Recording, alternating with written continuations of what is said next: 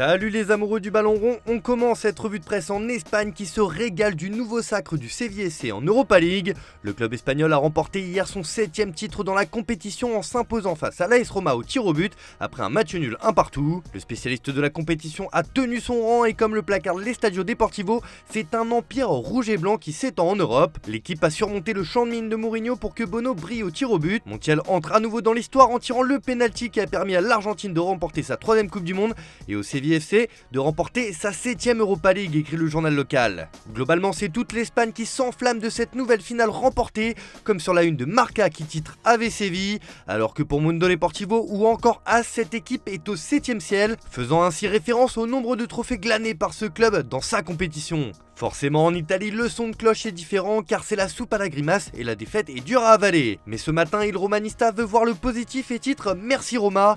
Le quotidien a vibré encore cette saison avec ce parcours en Coupe d'Europe et les émotions valent tout l'or du monde. Pour Il Corriere dello Sport, que voulez-vous lui dire à cette équipe? Mourinho et ses garçons perdent l'Europa League au tir au but, c'est cruel. La Gazzetta dello Sport maudit les pénaltys qui laissent un goût amer au club de la Louve. L'équipe met en avant le sacre de Séville et estime que c'est la victoire du cœur pour le club andalou. Au Portugal, on est chauvin, pour Abola, c'est la première finale européenne perdue pour Mourinho en 6 tentatives. Enfin, Record rapporte seulement que Mourinho et Patricio s'inclinent au tir au but. Après avoir remporté la Conference League la saison dernière, le club italien n'a pas réussi à faire le doublé et glaner une autre Coupe d'Europe. Allez, on file en France et on va ouvrir une grande page mercato dans cette revue de presse. On commence avec la fenêtre estivale de l'Olympique de Marseille qui s'annonce agitée du côté de la Canebière. Dans ses pages intérieures, la Provence nous apprend qu'avec quelques joueurs, le club phocéen espère le gros lot. Le club entend profiter du prochain marché des transferts pour réaliser enfin des ventes importantes. Balerdi, Guendouzi, Under figurent parmi les principales valeurs marchandes d'un effectif appelé à être chamboulé. L'OM vise entre 8 et 9 départs cet été pour autant d'arrivées, précise le quotidien. Surtout, le journal rapporte que Franck McCourt, le propriétaire du club, met la pression à ses dirigeants, dont Pablo Longoria, pour qu'ils réalisent des ventes car il ne remettra pas la main au pot. C'est au président du club de trouver l'équilibre et pour cela, des ventes sont attendues par l'américain.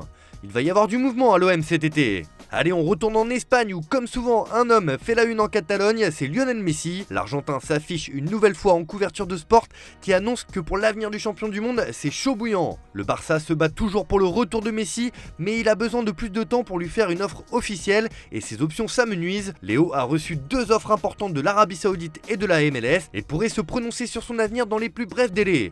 Selon le quotidien, Messi a 40% de chance de filer à Al Hilal, 40% pour aller à l'Inter Miami. Un retour au Barça est seulement estimé à 15%, alors qu'une prolongation au PSG est estimée à 5%. Le septuple Ballon d'Or a donc son avenir entre ses mains. On reste chez nos voisins espagnols, mais pour parler d'un Français qui fait énormément parler de lui ces derniers jours, c'est Karim Benzema. Et tremblement de terre à Madrid, le 9 est sur le départ du Real. Comme le reprend AS sur sa une, Benzema est proche d'Al-Ittihad. Le joueur est assuré d'un contrat de plus de 100 millions d'euros par an. Madrid attend des nouvelles et selon nos informations, l'ancien international tricolore a déjà annoncé à son club son intention de partir. Selon nos infos, l'offre transmise par Al-Ittihad a fini par convaincre Benzema de quitter cet été le Real. L'ancien attaquant de l'OL a prévenu le club ces dernières heures de son choix d'accepter l'offre d'Al-Ittihad et d'ainsi rejoindre l'Arabie Saoudite. Le Real Madrid, qui ne s'attendait certainement pas à perdre son joueur dès cette saison, va-t-il accepter de se séparer de son attaquant titulaire? Cela bouleverserait les plans initiaux sur le mercato estival 2023. Au sein de la Casablanca, on ne désespère pas de convaincre Benzema de rester une saison de plus.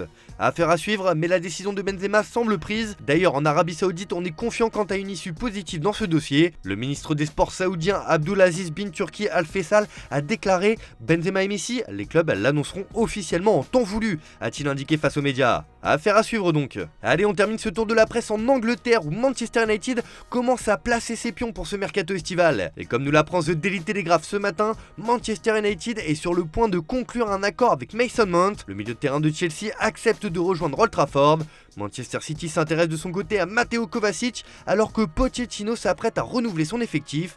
Chelsea va perdre des joueurs majeurs cet été et les deux Manchester sont prêts à sauter sur l'occasion. Mais les Red Devils veulent aussi trancher dans le vif et veulent se séparer d'éléments qui ne donnent pas satisfaction, comme Harry Maguire.